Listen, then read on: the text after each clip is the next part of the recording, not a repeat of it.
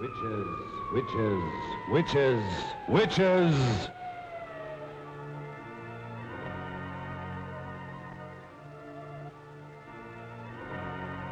From just beyond the edge of light, from the deeper darkness where no living being has ever walked, comes the terror of those who have given their souls to the devil. This is the story of one such creature. This is the story of a witch. Across the pages of history lurk the ominous shadows of the werewolves, the sorcerers, the witches. Through the ages, man has known the evil that walks in the shadows of the night and has feared the dark spirits of the unknown. What lies behind these monstrous fears that has chilled the hearts of man since the beginning of time? Do these sinister creatures live only in the superstitious minds of ignorant people? Those who have studied the history of the ages and who know the dark secrets locked in the vaults of time, to them, the word witches brings a trembling fear and a shuddering terror.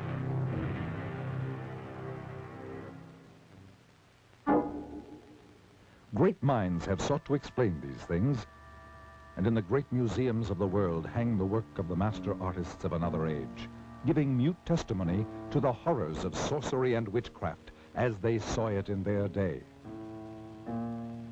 To tell you this hideous tale, and to better help you understand these murderous creatures, let's go back 500 years, for that will bring us back to the time known as the Dark Ages, when the witches held much of Europe in their black grip of fear.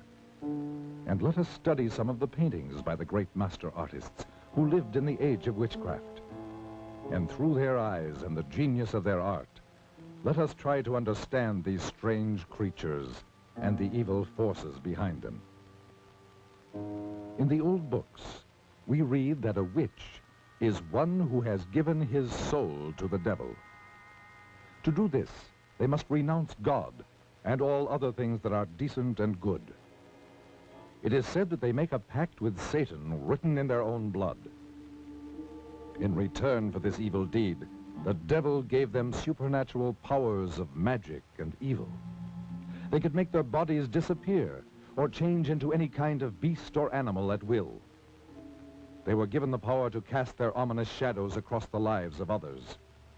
They could cast evil spells upon their victims, causing them to go blind or lose the use of their limbs, or even lose their minds.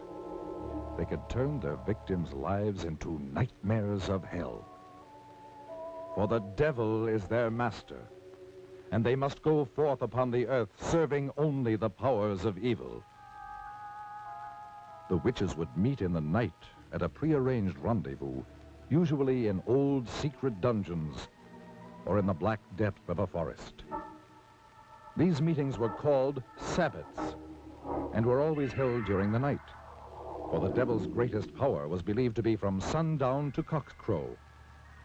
And many of the finest paintings by the great artists of that period tell the story more eloquently than words of the strange and evil things that took place at the Sabbat.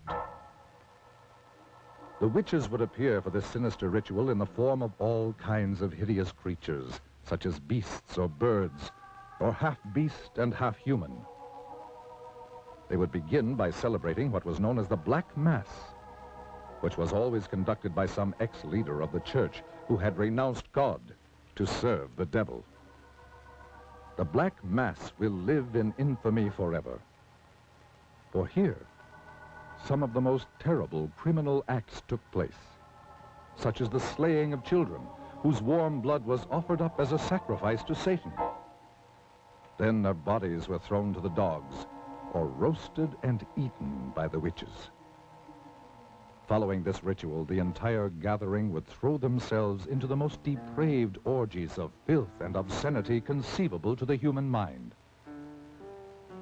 But to these evil, perverted creatures, it was all terribly exciting, and it provided an excuse for their unbridled lust and perverted sex. The fact that it had to be carried out in utmost secrecy made it all the more thrilling.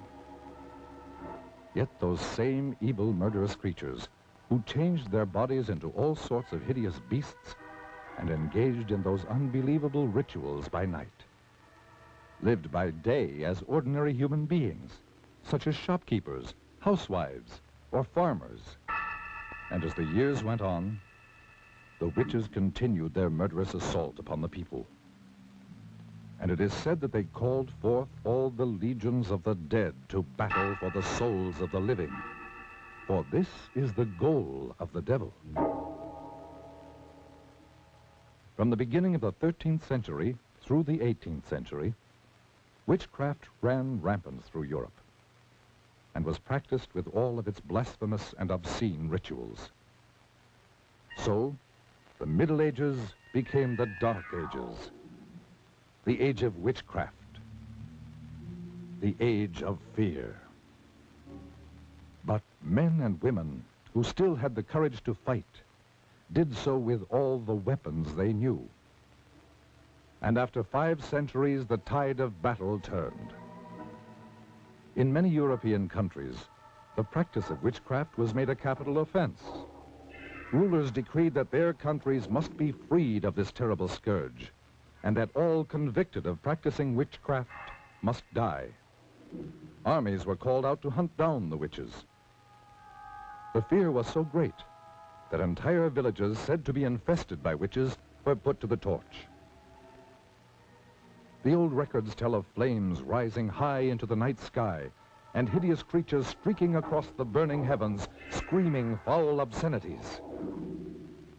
When confronted with death, many of the treacherous witches confessed to the most hideous crimes. Even the hardened soldiers who were trained to kill turned away sickened by some of their terrifying confessions.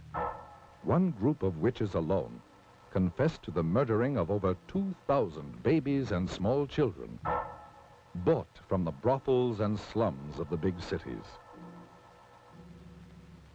At last, the witches were no more. Old superstitions and taboos had yielded to the powers of light and knowledge. We, who live in the light of the 20th century, see the witch only in fantasy, as a hideous old woman sailing through the night sky on her broomstick. We are certain that these murderous creatures who walked the world in the Dark Ages, committing their atrocious crimes and casting their evil spells, never really existed, except in the twilight zone of the mind. But are we mistaken? From deep beyond the edge of light, from somewhere out there beyond the grave, beyond the dimensions of life, do these ominous creatures still exist? Let us see.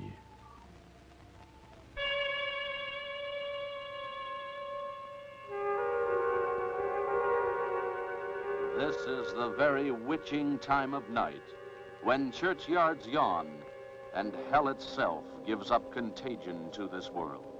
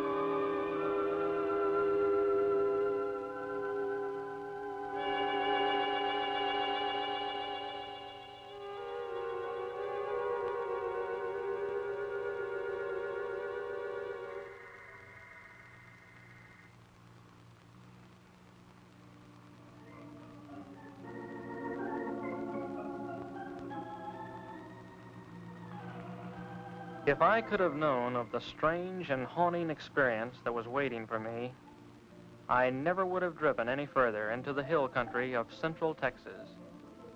There are those who say that it was all a dream and that it didn't happen at all, nor could it happen in the 20th century. But I tell you, it happened.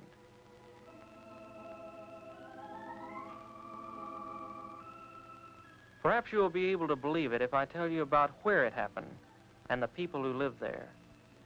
To begin with, it was early spring, and there are few places in the whole world as lovely as central Texas in April.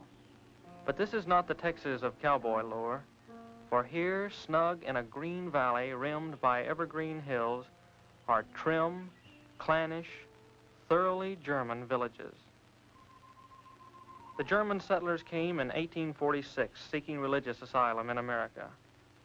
The green hills, the rocky slopes, and clear rushing streams reminded them of the hills beside the Rhine. From limestone outcroppings in the encircling hills, they built their thick-walled homes, most of them still standing, mellowed to amber by the sun, still occupied by descendants of the settlers. And they have kept the faith that made their grandfathers brave sickness, isolation, and Indian raids, so that it be kept alive. A characteristic of the valley is the great number of bells, church bells, the Abendglocken with evening bells. And there are the school bells which have rung for 100 years, calling the children to schoolhouses that were built by their great-grandfathers. Though English and German are spoken interchangeably, German is taught in the schools and is still the language of social contact and of the home.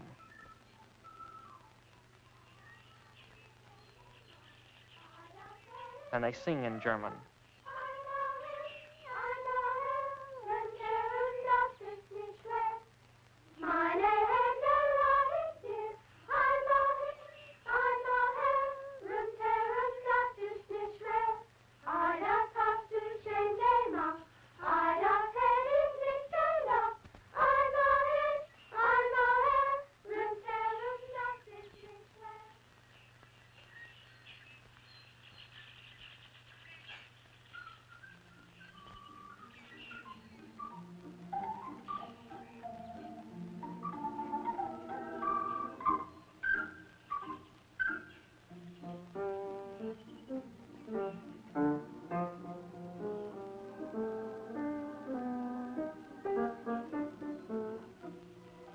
Yes, this was spring, the time of Sangerfest, the singing festival.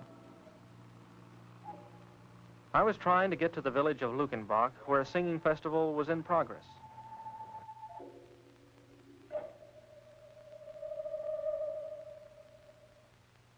You can joke all you want to about how far a sports car can go on a gallon of gas, but when they're out, they'll sit there like any other car.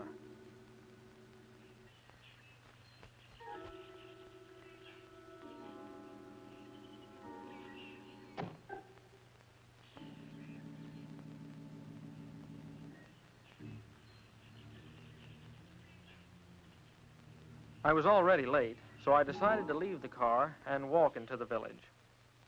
This was the last day of the singing festival, and the last day I could take away from college. I was writing a thesis on the early Germans in Texas, and the festivals were important to my research. As I walked through the countryside toward the village, I thought to myself how lucky these people were to live in such peace and unspoiled beauty. And yet, as I approached the old Burr Mill on the outskirts of the village, an ominous feeling crept over me. It seemed as if the dark shade trees above the mill race were about to swallow me up and take me back 100 years, as indeed they soon would.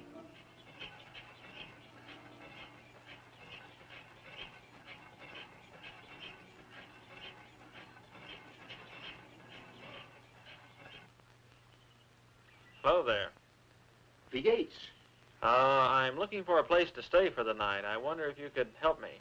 Schön ich sehen. Mein Bruder Hans. Good beer. Wiener Schnitzel. Sounds good enough for me. Kirska. Her name was Kirska. It was a pity that such a lovely creature would be the one to tell me that I was too late for the festival.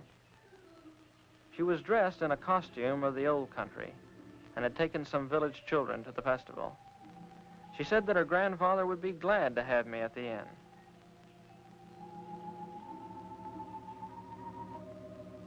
As we turned to go, I couldn't help thinking that the old miller could help me in my search, so I turned to him. He seemed pleasant enough as I asked him if he could help me. But when I mentioned the words superstitions and witchcraft, he simply turned and continued with his grinding.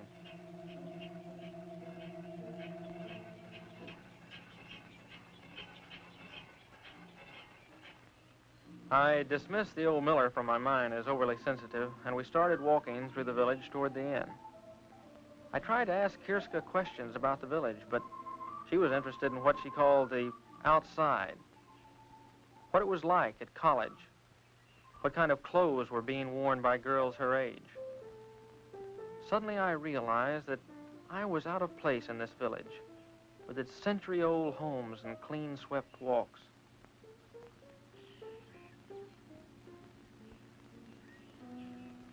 But as we approached the inn, her mood changed. It was as if she wanted to help me, but couldn't find words to explain how. You must be careful. The old ones do not like to speak of the spirits and the hex. And your grandfather? Grandpapa will be glad to have you in our house. He will talk of anything you wish, and much of what you don't.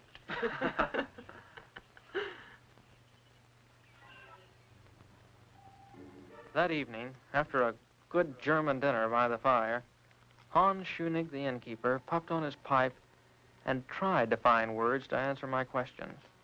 Ja, mein Bruder, the Miller. The villagers, they are afraid to talk of those days when the spirits were about our belly, especially the Lukenbach witch. The Lukenbach witch? I think I talk too much. Surely after all these years it would be nothing if you told me. I will help you when I can, but we must not talk of the witch. But I promise you, I'm not going to say anything to anyone. I'm just interested Good in luck. I had just about given up hope of any help from anybody. Come in.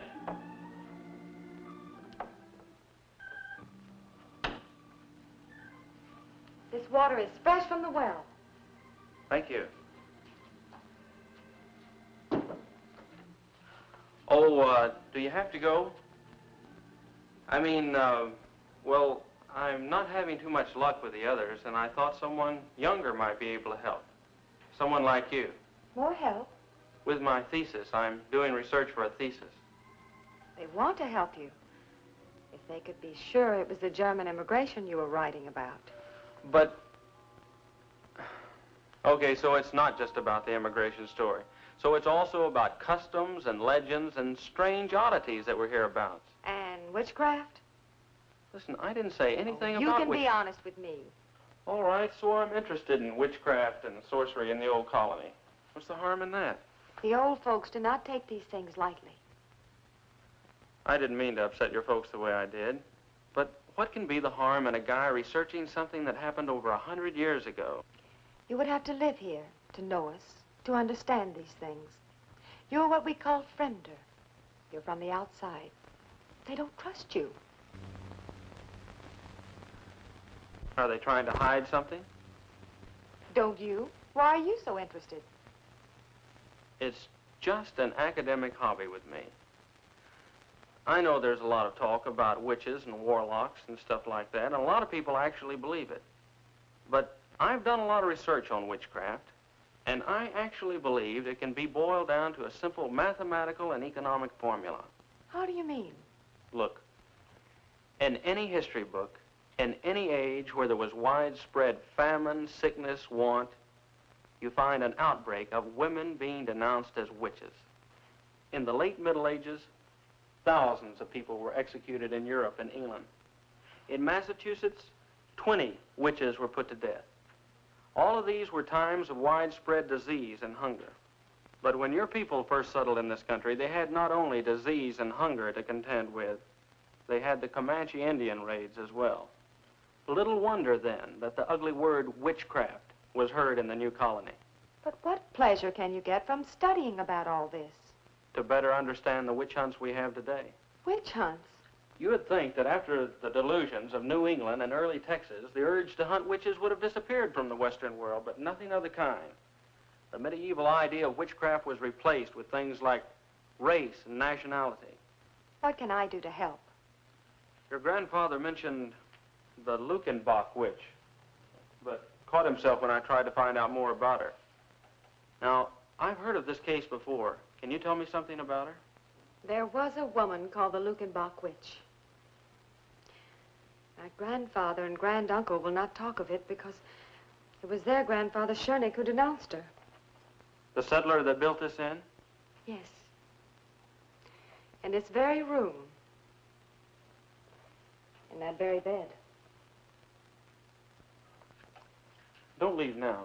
I have an old book, very old, which will tell you all about it.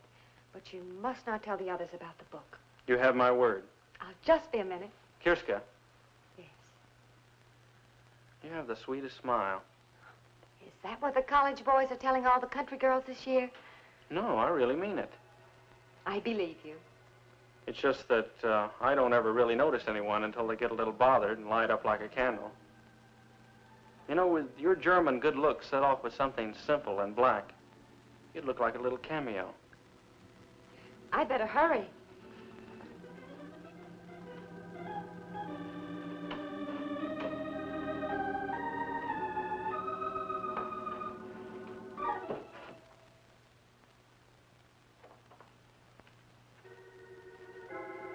As I finished my packing, I actually felt that my luck was changing for the better.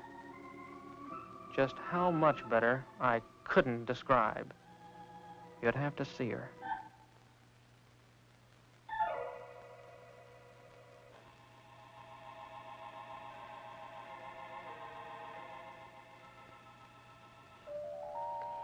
You said something simple and black. I did? Oh, yeah, I did. Shouldn't you close the door? Yes. Yes, of course.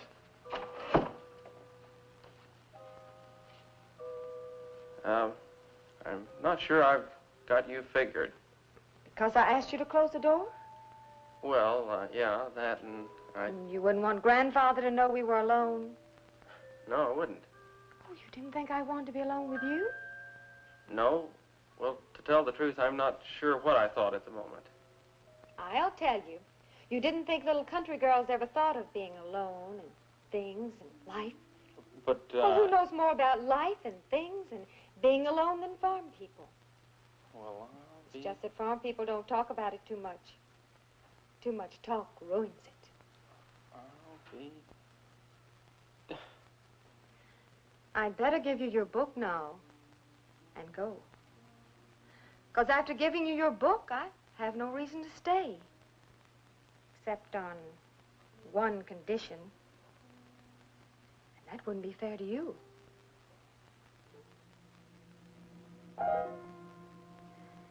Good night, friender.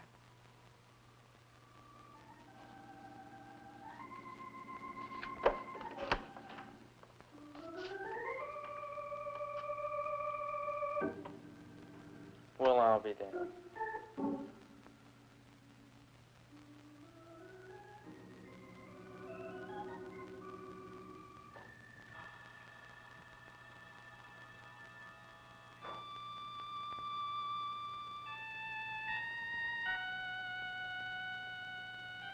The early Germans in Texas. To understand and properly know how witchcraft and suspicion raised its ugly head in the early colony, remember that in the first year of the settlement, typhoid, sleeping sickness, and other bitter hardships were climaxed by an epidemic that took the lives of 200 of the 600 settlers. The villagers looked for someone on whom to blame the troubles. What better subject than the widow who walked by moonlight? The widow who was too aloof to speak to the women of the village. The widow who caused the whispers about a clandestine affair with the innkeeper Schoenig. The widow witch, they called her. Witch? It must be remembered that this was a time when a man of power could conveniently denounce as a witch any woman discovered with him in his bed. Such a man was Otto Scheunig. Yeah.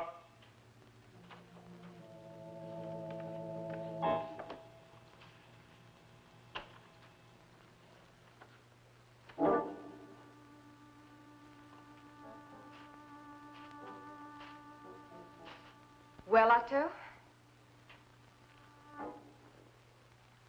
Well, widow? What excuse is it this time, Otto? What excuse?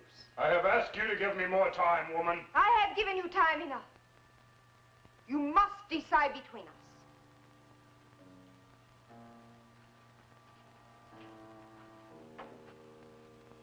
I cannot break charity with my woman while she is infirm. The villagers are talking. I hear their mouthing when I pass their doors. What are they saying, widow? They're saying that I have taken the bed of an invalid wife. They're blaming me for their miseries. The curdling of milk and the spoiling of butter. They say it is the curse of the widow witch. My washerwoman tells me that on Sunday last, the preacher read from the Old Testament. "Thou shalt not suffer a witch to live." You must take me away from all this. I cannot break charity with my woman while she is infirmed.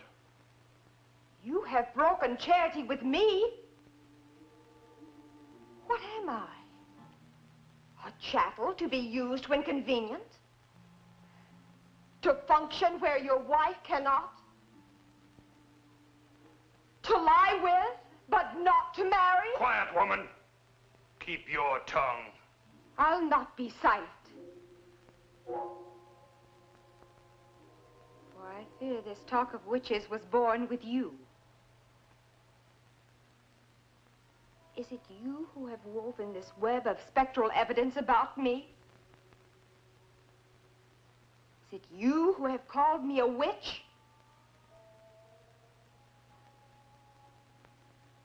Oh, your face belies you, Otto. Would you have me burned?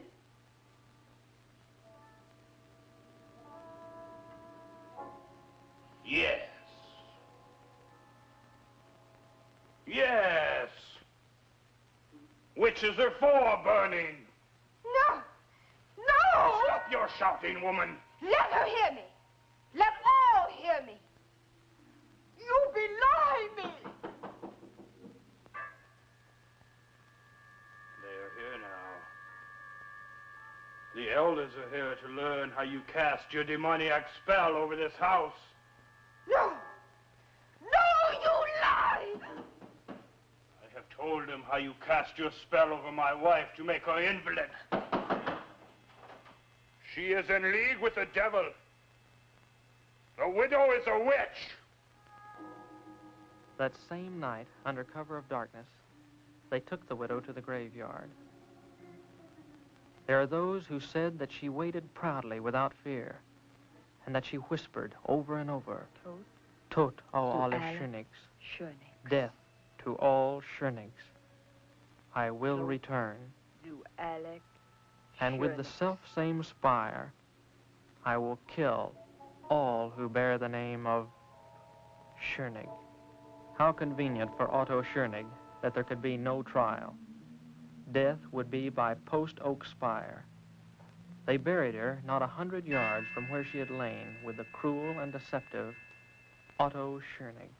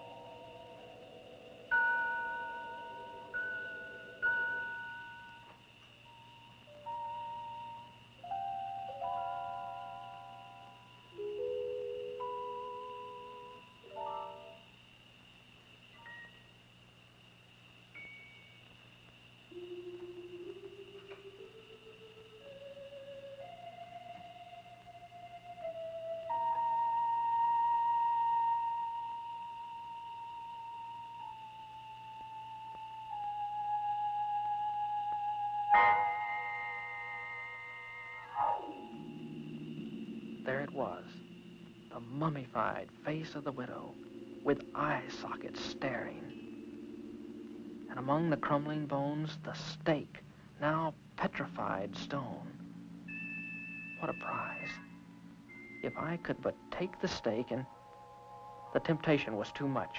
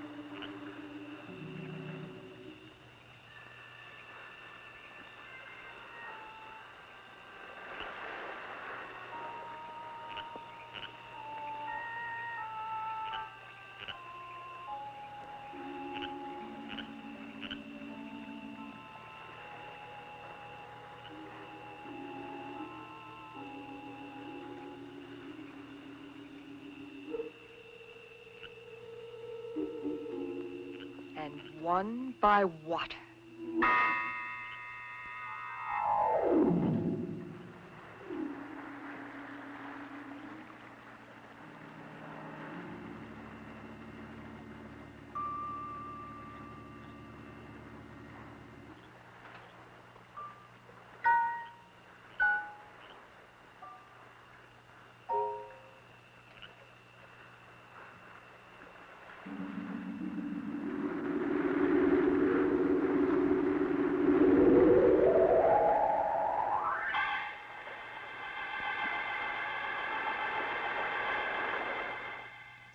The next morning, the elders came to the inn. They had fished the body of the miller out of the blood-soaked mill pond. There was no question of what had happened, for they had also discovered the empty grave of the witch. I tried to speak up, but words wouldn't form in my mouth. This was all a dream, I wanted to tell them. This thing didn't happen. But as the elder continued to talk, the sudden realization came to me that it was true. I had uncovered a grave of a witch, and now, after 100 years, she had returned to avenge herself.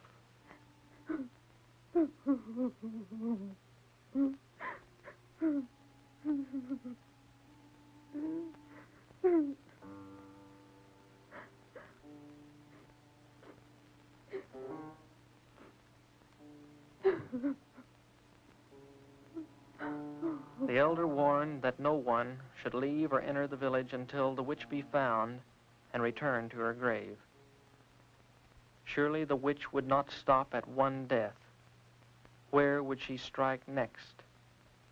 The only two villagers with the name of Schoenig were the innkeeper Hans and Kirska. As the moon rose, we did all we could do, bolt the shutters and wait.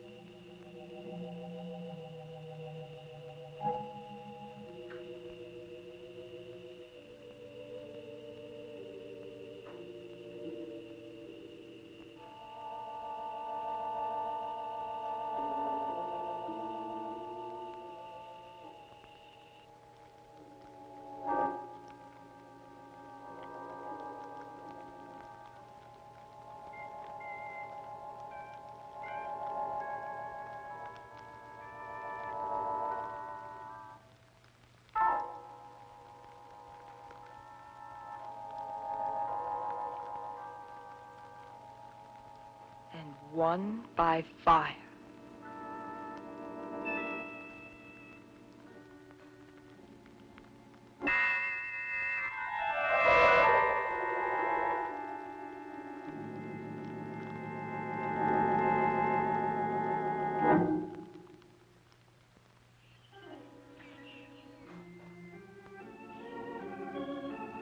I was the guilty party.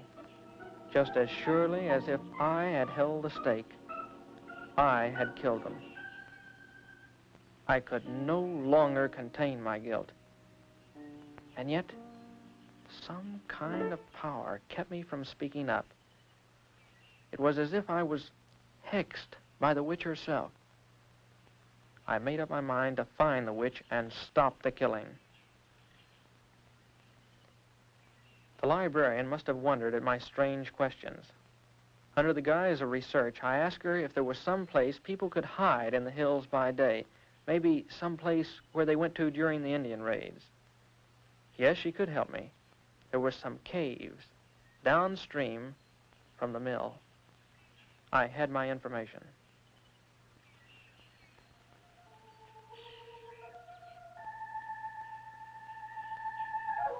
And so that night, as the moon bathed the hills with light, I crossed the mill race and headed toward the caves downstream.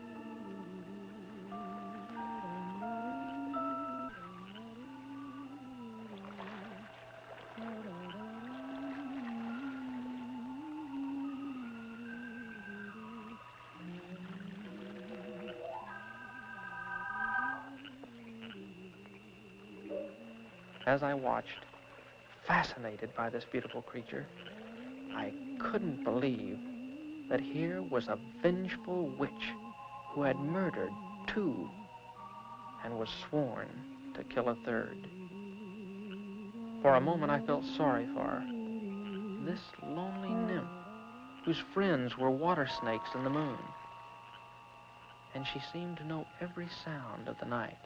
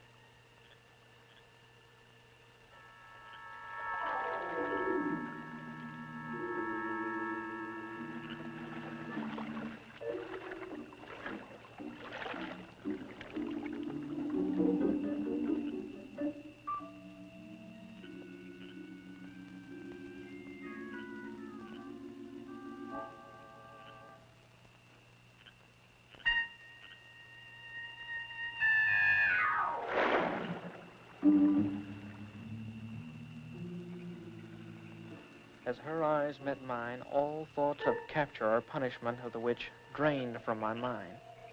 I was helpless. Her power and beauty engulfed me, and I found myself completely obeying her will. I followed quietly as she picked up the gown she had torn from Kirska's back.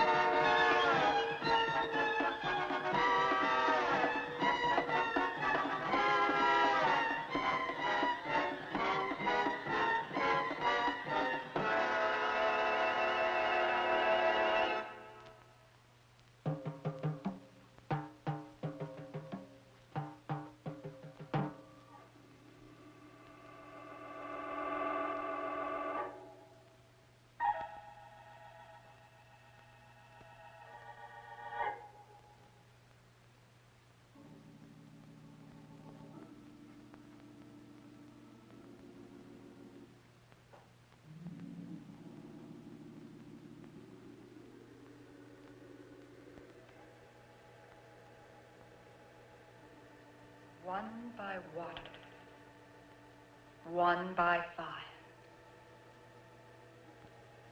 but all shall die by the self-same spire.